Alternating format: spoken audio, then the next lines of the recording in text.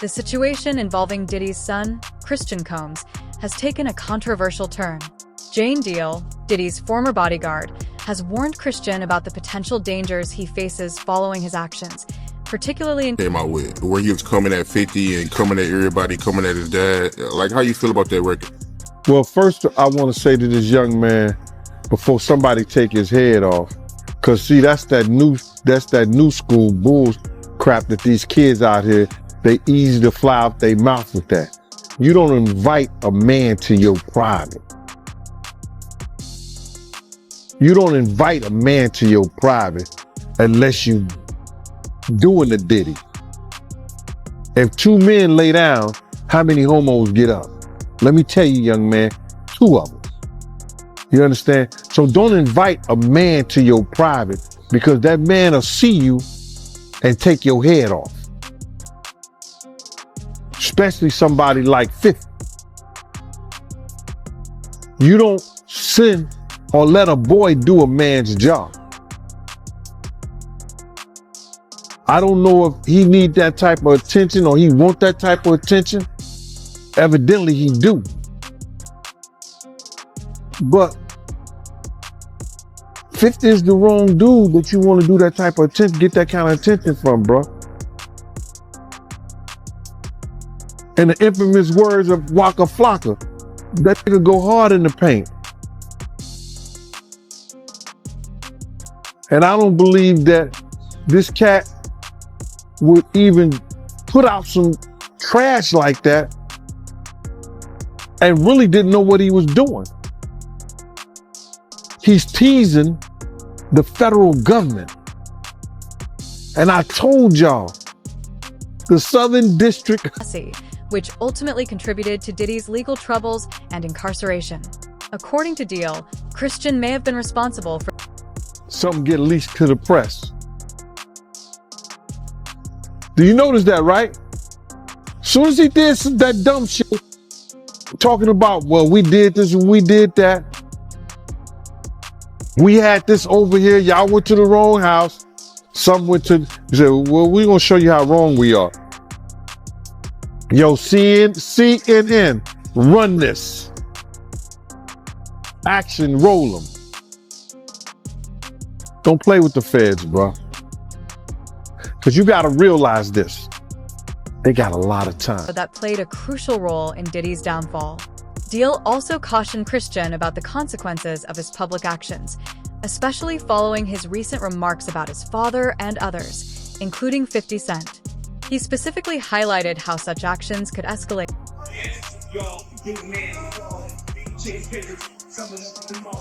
Hi, Hector!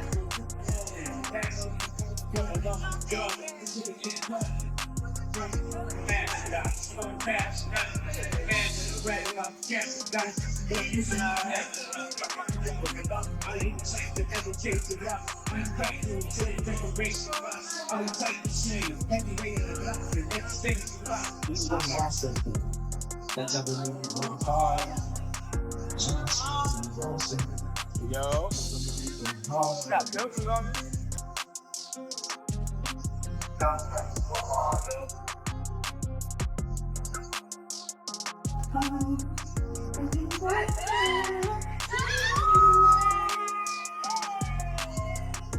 You here?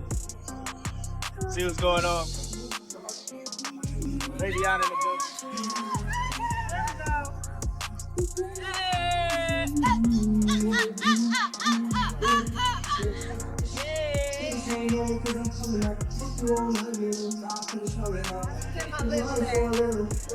I just get my phone there.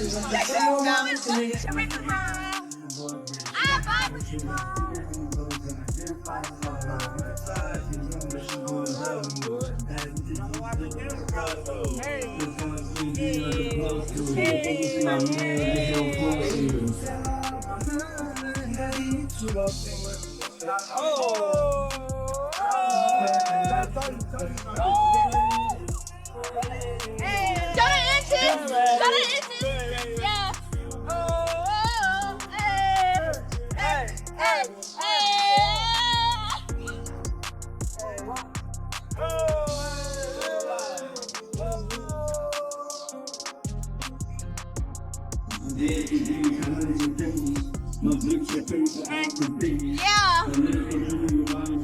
Yeah. You remind me of when I love you. You is helpful.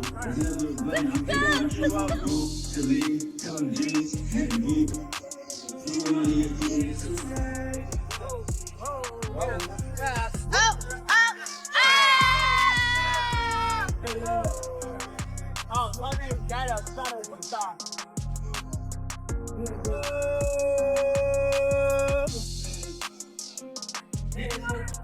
I know I can't dance.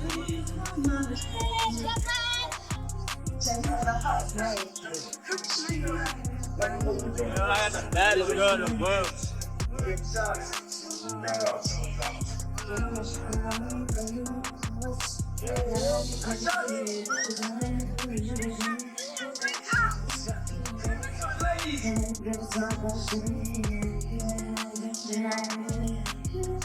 As 50 Cent.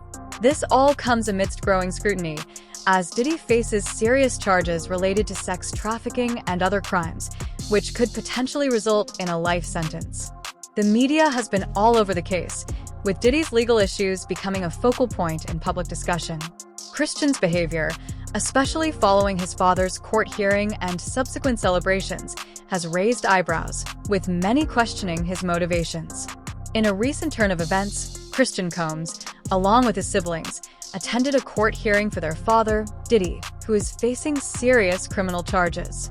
Despite pleading not guilty, Diddy was denied bail for the third time, and a trial date has been set for May 5th. Christian, who publicly supported his father, is also facing legal issues. In April 2023, Christian was named in a lawsuit filed by a woman named Omar K.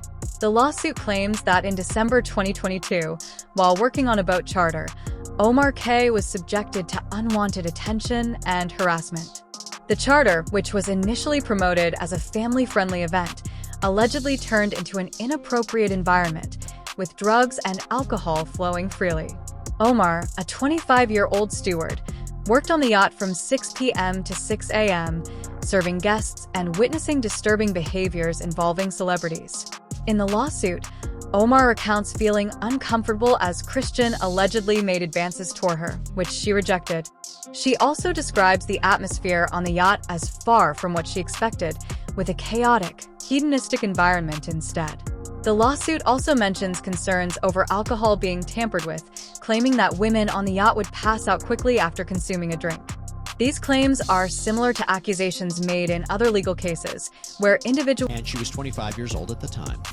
She believed that the trip would be a, quote, wholesome family excursion, but says it, quote, turned into a hedonistic environment, even describing rampant drug use among sex workers and celebrities who came on board. She believes that the alcohol on the yacht had been laced with drugs because she says women would have one drink and then almost immediately pass out or start falling over. This is, by the way, something that was also alleged in Jones's lawsuit, that Combs would spike the drinks of different people. But focusing on Christian Combs, Markey says that Christian Combs had been staying at a villa on the shore, but that he would come onto the yacht in the evening to party. And on December 28, 2022, Christian reportedly arrived very intoxicated and then proceeded to pressure Markey to take shots. It stated that he had been staying at a villa nearby, but joined the yacht at night for parties.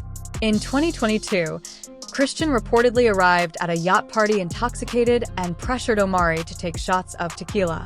She claims that Christian made her uncomfortable by giving her unwanted attention and forcing her to drink, which she believes may have been tampered with. According to the lawsuit, Christian became hostile and made inappropriate advances. Markey reportedly told Christian, quote, "Excuse me, you don't touch my legs like that. I'll move my legs where I want to. If I want to do this, then I will. You don't touch my legs like that." Markey then says that she told Christian she couldn't stay with him unless it was approved by a supervisor, all of whom she knew would be asleep at the time, so this was a way for her to get out of the situation. She claims that Christian said, "Who can I talk to? I'm going to say I requested you right now." Markey then says she responded with, quote, "Well, you can take your hand off my ass for the first thing." Markey says that she tried to go back to her work, but Christian found her again, wanted her to find him a place to sleep for the night. So she ended up taking him to the cinema room for the yacht, which doubled as a place for people to sleep. And she claims that is when Christian blocked her and groped her. Took off his clothes, tried to force her to perform oral sex on him. She says that she was able to fight him off until someone came in. Now, the lawsuit goes on to say that Omarke told the yacht captain what happened the very next day, but he didn't believe her, didn't do any sort of real investigation. She says the captain retaliated against her for months after the alleged assault before ultimately firing her in May of 2023. Now, aside from her account, aside from a potential other witness, right, the person that allegedly walked in on this, what proof is there that this happened? Well, she reportedly has photos of the bruises that she says were caused by this event with Christian Combs. The quote was, "Our attempts to share this proof with Mr. Jones's attorney, Tyrone Blackburn, have been ignored, as Mr. Blackburn refuses to return our calls." Holly goes on to say, "We will address these outlandish allegations in court and take all appropriate action against those who make them." Then, the attorneys for Universal Music Group, one of the defendants who are also being sued by Rodney Jones for their alleged participation and facilitation of the abuse and trafficking claim by Jones, they argued that the claims were so, quote, offensively false that one of these attorneys, Donald Zakarin, wrote, "A license to practice law is a privilege. Mr. Blackburn, plaintiff's lawyer, has misused that license to self-promote, gratuitously, falsely, and recklessly accusing the UMG defendants of criminal behavior." So a lot of back and forth that we're seeing right here. And again, to be clear, everything that Diddy and his sons are facing are accusations. They haven't even been criminally charged. These are civil lawsuits. There has been no finding by a judge or a jury that they are liable at this point. Having said all of that, this is a very significant development. Approved by a supervisor, knowing they would be asleep at the time. A Christian allegedly replied, "Who can I talk to? I'm going to say I requested you right now." Omari then responded, "Well, you can take your hand off me." Omari tried to return. 2025, that's when Diddy trial starts. How you feel about it, man? I think if their lawyer got that off, they did a great job. Because you got to realize some of these cases, even you get regular drug cases, they be taking a year or 2 years to go through all the paperwork, everything they want to do, how the guy weighed out, getting the witnesses and everything together. I think the lawyer thinking that they're not going to be able to give them discovery and enough discovery in that short of time. Because the prosecutors are not going to present anything to the court that they think they can't prove. You understand what I'm saying? So the prosecutors is going to try to, go through everything. And that's a short time, brother. That's less than what, May? That's less than 7-8 months. You talking about 18 businesses. You talking about they got, I think they say 170 witnesses. You understand? They got 1,000 bottles of oil they got to test. Allegedly baby oil that they got to test. And I said allegedly baby oil because that's what the prosecutors say. Alleged baby oil. He didn't say baby oil, he said alleged baby oil. So that means that it may be something, or some of those bottles wasn't baby oil. You talking about victims in their statements and presenting them to the courts. So they got a lot of things. So that was a smart move by the defense, trying to get the trial, a speedy trial, so the prosecutor only have so much evidence that they could present. It could help them, and it can hurt them too. How you feel about Diddy lawyers coming out blaming the government for leaking, the tape of cash? Well, the lawyers are doing what they supposed to do. They supposed to trying to try this case in the public's eye. You understand? So Diddy could probably get off by them saying that the prosecutors them released the tape. The grand jury have every right to see any kind of evidence out there that the prosecutor want to give them. Now, them leaking it and everything like that, that's not gonna decide whether the judge is going to allow them to dismiss the case because they leaked this one, this trial, because they're going to try to state he can't get a fair trial because the prosecutors are trying to win their case in the public's eye. That's not going to be, it's going to be up to the judge to decide whether that was significant enough to not have this trial. His lawyers are trying to do anything, and they're going to try to do anything to win this case without it first going in front of a jury, without it first going in front of the judge like that. You know, so what they're doing is they're going to try to play all different kind of cards to make us think, you understand, the dude is innocent and he's been done wrong and unfair. That's what the lawyer's supposed to do. But it ain't gonna work, bro. It's not gonna work.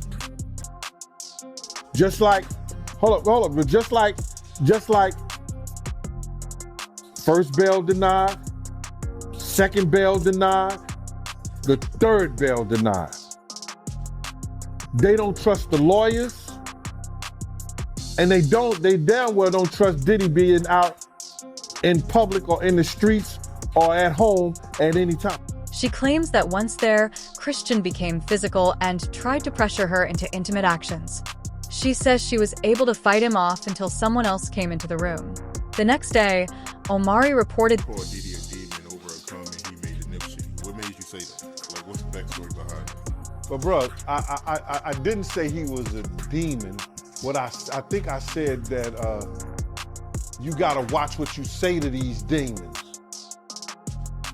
And I might have put him in the same category. But I didn't per se, he's a demon. Now he's done that I projected, I see that demons does.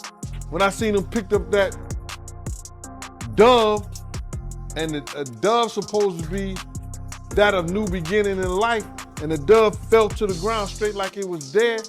The day we did that, he did that ritual in the park before he went to trial with Sean. Bro. And I'll tell you that story if we talk about Sean. If we talk about Sean today, I'll tell you that story, all right? How about that? Now, don't go figure out something to talk to me and ask me about Sean. Yeah, but if we talk about Sean, I'll ask you that. But what you was asking me is that, listen here, man. I did not know Nipsey Hussle. I knew of him and the positive things that he was trying to do out there in his community.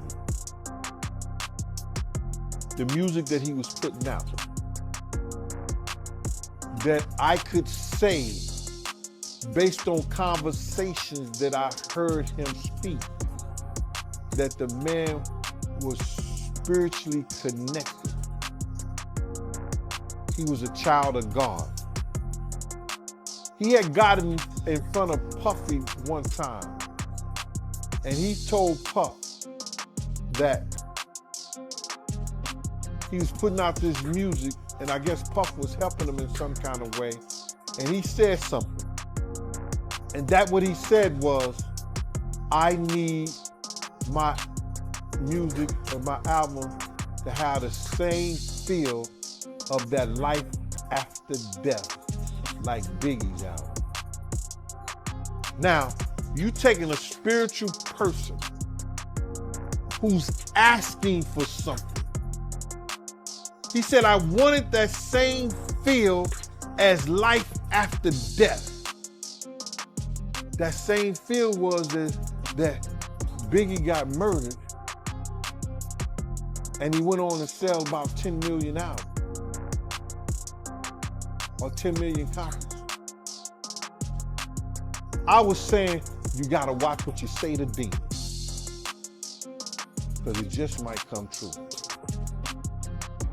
You just gotta watch what you say, brother, because God said that you say it by mouth, you believe it in thy heart, and it shall happen. And when you got a strong spirit, and you that type of person, You gotta watch what you say out your mouth, man. You think it was a good idea for Nipsey to be cool with Diddy?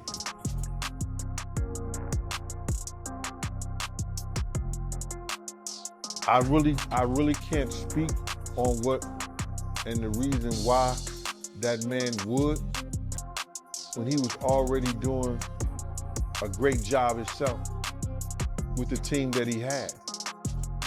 But somebody convinced him that that would be a good look for him. But, no disrespect, he got what he asked for. Of bruises caused by the incident, but her lawyer says attempts to share this evidence with Christian's attorney have been ignored. Attorneys for Universal Music Group, UMG, who are also being sued in relation to these events, have denied the claims, calling them false. They accuse Omari's lawyer, Tyrone Blackburn, of misusing his legal position and making reckless accusations against UMG. This case is ongoing and is set to be addressed in court. Right now, Diddy's sons are facing accusations, but it's important to note. I want you to mentor me. You know what I'm saying? Like, Nip had no ego. So, you know what I'm saying? Like Nip came to me and said, I want you to mentor me. I want to get into real estate. I want you to teach me all your, like your business secrets. You know what I'm saying? I was like, whenever you got questions, pull up. And then on his last album, people do not know this. Somebody tried to jerk me, but I fixed it. I actually am one of the executive producers of Nipsey Hussle's last album. Victory Lap. Yeah, Victory Lap. So a lot of people don't know this. We got them to change it in Wikipedia. Somebody over at the label tried to leave my name out, but he came to me and said, I want you to be a part of helping me finish up this album. And so I was a part of not just the records I was on with him on his last album. He was like, yo, I'm a big fan of like Life After Death. You know what I'm saying? And I know you got like that vibe, but I'm bringing like that vibe.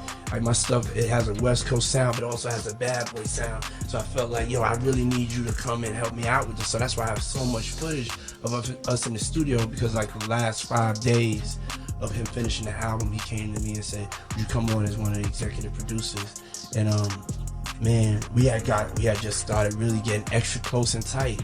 And then, everything happened. But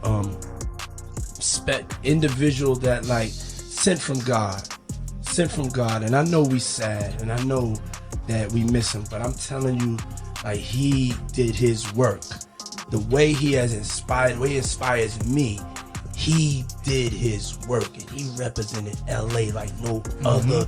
Top-notch, glorious, godly, positive, loving, trying to save the community. Like, this cat is really real. He was up there to me with Malcolm X and Martin Luther King and all the other Latino freedom fighters and stuff like that. He was about Diddy and his family.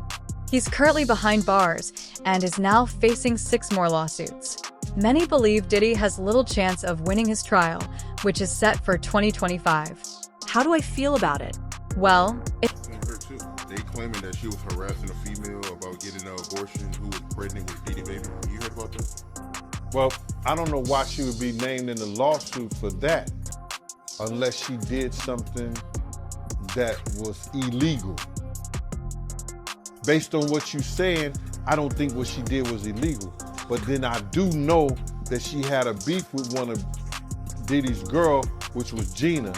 And they was talking about that back and forth on the internet with each other. Or somebody had posted some of the language and the verbiage between them two when she was saying that telling the girl Gina, if Diddy told you to eat my box, you would do it.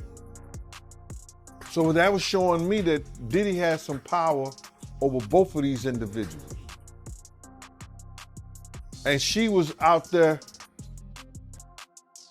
being threatening and talking to the girl crazy, and the girl was talking to her crazy, and they put all that on the internet. So, I don't know how it comes to play that that's some kind of federal law that the prosecutors want to use, but it may just be used for the fact that to show the control that Diddy had over these females. So if she say this, if Diddy told you to eat my box, you would do it. What kind of power is that? And this girl said that Diddy had already punched her in the head, kicked her, and did all kind of crazy stuff to her. Might be betting that the prosecutors won't be able to present all the evidence in time. The trial is coming up quickly, and they've got less than 8 months to get everything in order. There are over 170 witnesses, and the prosecutors have a lot of evidence to sort through, including alleged baby oil bottles and victim statements. Some of these details may be tough for the prosecutors to prove, so the defense is trying to move the trial along to limit what evidence the prosecution can present. This could either help or hurt Diddy's case, depending on how things up against. We did not enter this fray blindly. I wish it was my last such fray.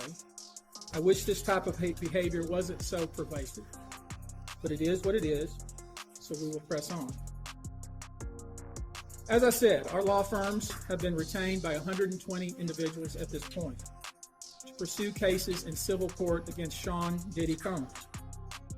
You should know, in this group, it is evenly divided between males and females. There are 60 males and 60 females who have joined us to pursue these claims as plaintiffs.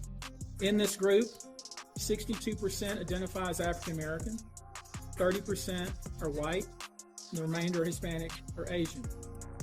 The victims are from more than 25 states. The majority are from California, New York, Georgia, and Florida. I don't want to focus on the ages of these victims.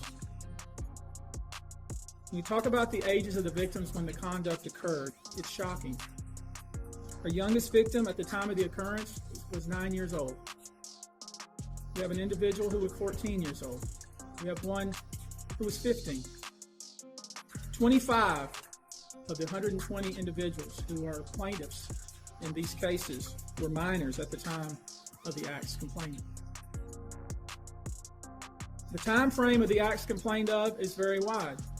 The conduct at issue spanned from the years 1991 all the way till this year, 2024. If you wonder why there are so many alleged victims, that's your answer. We're talking about more than 25 years of this type of... Folks distancing themselves from him. Oh, people do not want to touch this. At first, they were on the fence. They sort of supported him behind the scenes. And then that videotape came out. CNN broke that tape of him assaulting Cassie. After that, game over. That was the turning point here. It is hard to overestimate how connected Diddy was. This is a guy who was friends with Anna Wintour, the editor-in-chief of Vogue. He was friends with the Lauders, with Estee Lauder's company, where he had a fragrance. He was friends with the people that ran Bloomingdale's and Macy's and sold his Sean John collection. He was the most successful rapper, not because of his music output, but because he became this brand. He taught celebrities you can make more money selling fragrance than selling music, and so he was a pioneer in that way. All these people now who he would count as friends have all disappeared. Right, and he is the only target for prosecutors right now in this case. However, many are saying there are others who knew. So the question becomes, are there more defendants coming? What are you hearing? Yeah, definitely. I think the prosecutor has said nothing is off the table here. There are people around Diddy who have been there for decades. Recently, his longtime publicist, Natalie Moore, who's been there for 20 years, she appears as if she has quit. Her phone is no longer ringing. Her email has been discontinued. Also to his chief of staff, Kristen Karim, who has been with him for several years too. People have called her the Ghislaine Maxwell of this organization. That is nothing that anybody ever wants to be called. And so other people here are involved. I think the scope of this, how big this was, made it impossible for one person to do it all. He had enablers, he had people around him, and now those people are all scrambling, worried if they're going to be indicted next. Yeah, you're right, Rob. This is just the beginning.